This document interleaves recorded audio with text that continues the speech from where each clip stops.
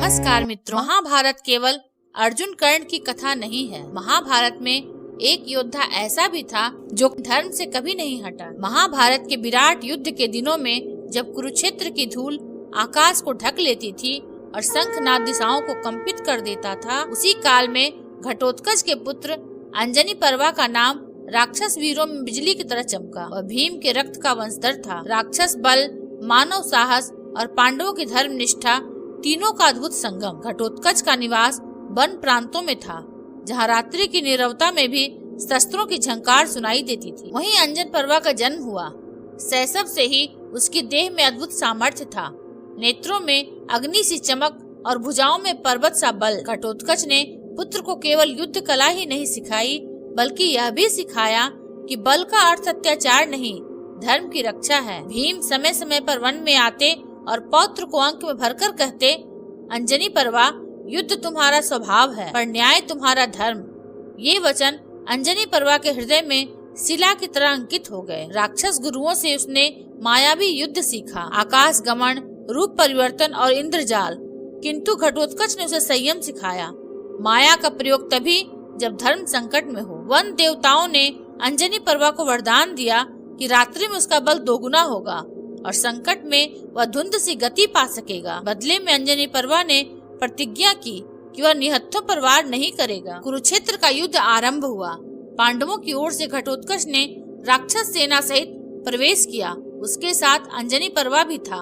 युवा पर दृढ़, पहली बार उसने धर्म युद्ध का साक्षात रूप देखा, जहाँ मित्र और शत्रु दोनों परिचित चेहरे थे। कौरव सेना में रथों की पंक्तियां, गजों की गर्जना और ध्वजों की छाया फैल गई। अंजनी पर्वा ने पिता से पूछा, पिताश्री, आज मेरी परीक्षा का दिन है। घटोत्कच मुस्कुराया, आज नहीं पुत्र, आज से। रात्रि उतरते ही अंजनी पर्वा ने आकाश गमन से शत्रु पंक्तियों में भ्रम उत्पन्न किया। उसके प्रहार सीधे नहीं, रणनीति से होते। कभी रथों के घोड़े बिखरते, कभी गजों की पंक्तियां उलझती। वह जानता था कि भय भी एक अस्त्र है। कौरव पक्ष के अनेक योद्धा विचलित हुए, परंतु अंजनी पर्वा ने नियम नहीं तोड़ा। निहत्थों पर वार नहीं और घायल को अवसर, यह देखकर पांडव सेना में उसका सम्मान बढ़ा। समाचार पहुंचा कि राक्षस वीर अंजनी पर्वा कौरव पंक्तियां भेद रहा है। कर्ण के अधीनस्थ रथियों ने मोर्चा संभाला। उनका आदेश स्पष्ट था, रात्रि के भय को समाप्त करना। अंजनी पर्वा ने पहली बार कर्ण की सेना का अनुशासन देखा, दृढ़, तेजस्वी। उसे ज्ञात हुआ कि यह युद्ध केवल बल का नहीं, धैर्य का भी है। युद्ध विराम में घटोत्कच ने अंजनी पर्वा को बुलाया। पुत्र, उसने कहा, आज तूने विजय पाई, पर कल परीक्षा कठिन होगी। कर्ण स्वयं दृष्टि रखेगा। अंजनी पर्वा ने उत्तर दिया, यदि कर्ण आए तो भी मैं धर्म से विचलित नहीं होऊंगा। घटोत्कच ने उसके कंधे पर हाथ रखा, यही मेरी विजय है। अगली रात्रि आकाश में बादल थे। अंजनी पर्वा ने धुंध गति का वरदान स्मरण किया। उसने मायावी ध्वज रचे ताकि शत्रु दिशाहीन हो, किंतु कर्ण पक्ष के रथी सजग थे। वे प्रकाश अस्त्रों से भ्रम काटने लगे। यहाँ अंजनी पर्वा ने बल नहीं, बुद्धि से काम लिया। उसने अपने अस्त्रों को शत्रु के प्रकाश पर नहीं, उनके स्रोत पर साधा। क्षण भर में रथ व्यवस्था बिखर गई। एक युवा कौरव योद्धा रथ से गिर पड़ा। अंजनी पर्वा उसके पास पहुंचा, पर वार नहीं किया। उसने उसे उठाकर पीछे भेज दिया। यह दृश्य देखकर कई योद्धाओं के हाथ थम गए। युद्ध भूमि में यह असामान्य था, पर यही अंजनी पर्वा की पहचान बन गई। दूर से कर्ण ने यह सब देखा। उसने कहा, यह राक्षस है, पर आचरण क्षत्रिय सा, इसे साधारण समझना भूल होगी। कर्ण ने आदेश दिया, रणनीति बदली जाए। रात्रि समाप्त हुई।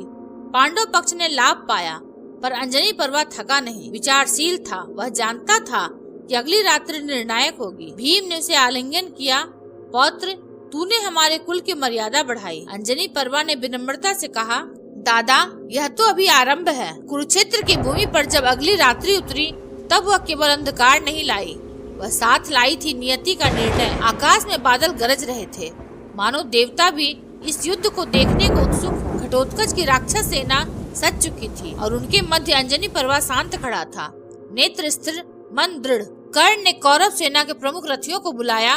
उनका स्वर गंभीर था, आज रात्रि का युद्ध केवल भय से नहीं जीता जाएगा। अंजनी पर्वा को लक्ष्य बनाओ, जब तक वह रण में है हमारी पंक्तियां विचलित रहेंगी। यह आदेश सुनकर कई रथी चौंके। वे जानते थे यह सामान्य योद्धा नहीं है। युद्ध से पहले घटोत्कच ने अंजनी पर्वा को पास बुलाया। पुत्र, उसने कहा, आज का युद्ध तेरे जीवन का सबसे कठिन होगा। अंजनी पर्वा ने उत्तर दिया, पिताश्री, यदि आज मेरी परीक्षा है तो मैं पीछे नहीं हटूंगा। घटोत्कच की आंखों में गर्व और चिंता दोनों थे। शंखनाद हुआ, रात्रि का आकाश तीरों की रेखाओं से भर गया।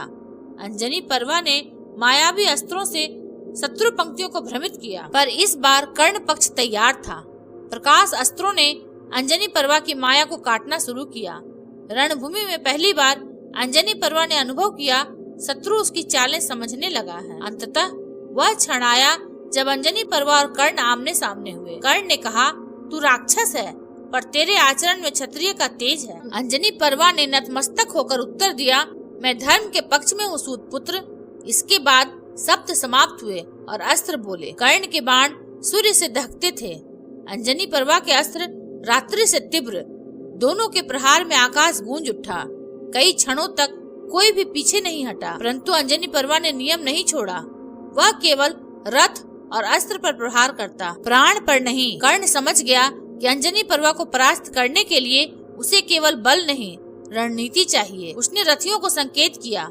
एक साथ कई दिशाओं से प्रहार हुआ। अंजनी पर्वा घायल हुआ, पर गिरा नहीं। उसने अंतिम बार आकाश गमन किया और शत्रु पंक्तियों में टूट पड़ा। पुत्र को घायल देखकर घटोत्कच उग्र हो उठा।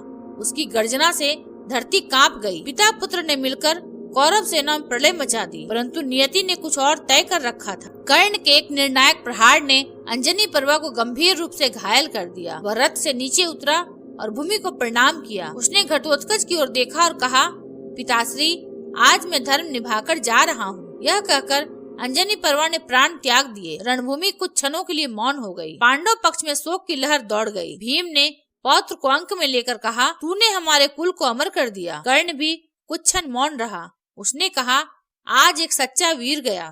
अंजनी पर्वा की मृत्यु ने दोनों पक्षों को झकझोर दिया। वह राक्षस होकर भी धर्म का प्रतीक बन गया। उसकी गाथा युद्ध के शोर में दब नहीं पाई, वह युगों तक सुनाई देने लगी। अंजनी पर्वा अमर नहीं था, पर उसकी वीरता अमर हो गई।